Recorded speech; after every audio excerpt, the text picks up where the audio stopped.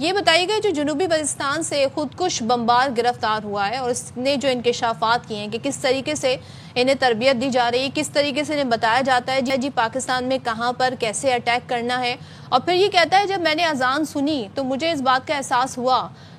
کہ بھائی پاکستانی ہمارے مسلمان بھائی ہیں اور ان پر اٹیک کرنا جو ہے کسی بھی طریقے سے جہاد کے زمرے میں نہیں آتا ہے۔ تو آپ مجھے بتائیے گئے تربیتی کیمپس کا ہونا، یہ انکشافات ہونا، یقیناً پاکستان یہ کہتا ہے کتنا اسٹرانگ ہمارے پاس یہ ثبوت ہے اور کس طریقے سے یہ اپنے لوگوں کو گمراہ کر رہے ہیں۔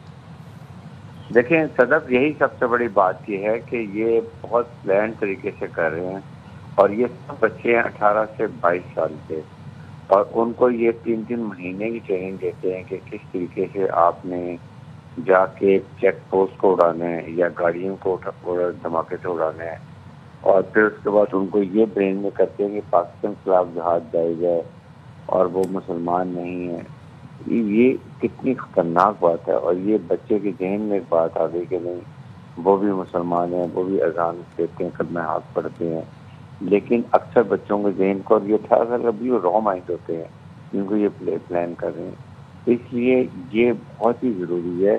کہ اس میں کے پی کے کی گورنمنٹ کو ساتھ ہونا چاہیے۔ وہ اگر ساتھ ملے گی، اور گورنمنٹ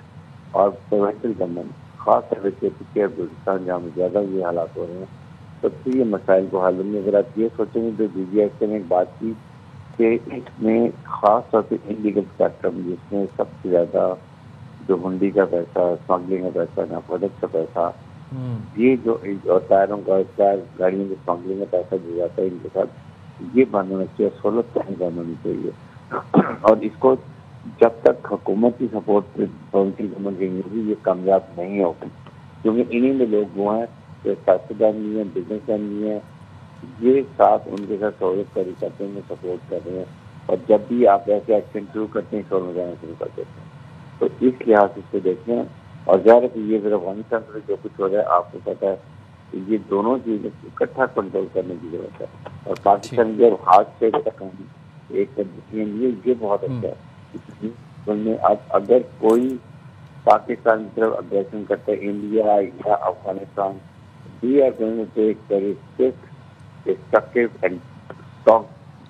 یہ جو ڈیسیژن کیا ہے، اسی لیے بھی آپ نے دیکھا کہ پاکستان میں آپ نے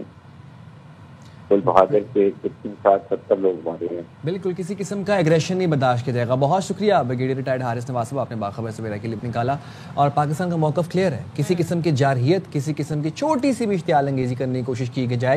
گئی اگر کابل ہو یا چاہے دلی ہو، تو پاکستان کا جواب فیصلہ کن ہوگا۔ اور دیکھیں نقصان ہوا ہے تو ہی وہ ٹیبل پر آ کر بیٹھے ہیں، ورنہ تو آپ نے ان کے دعوے انڈیا میں بیٹھ کر سنے تھے کہ ہم نے جی نیٹو کو اور امریکہ کو اور رشیا کو پتہ نہیں کیا کیا ہم کر دیا۔ یہ کہتے ہیں نا امیجنری جو ان کی ساری صورتحال تھی۔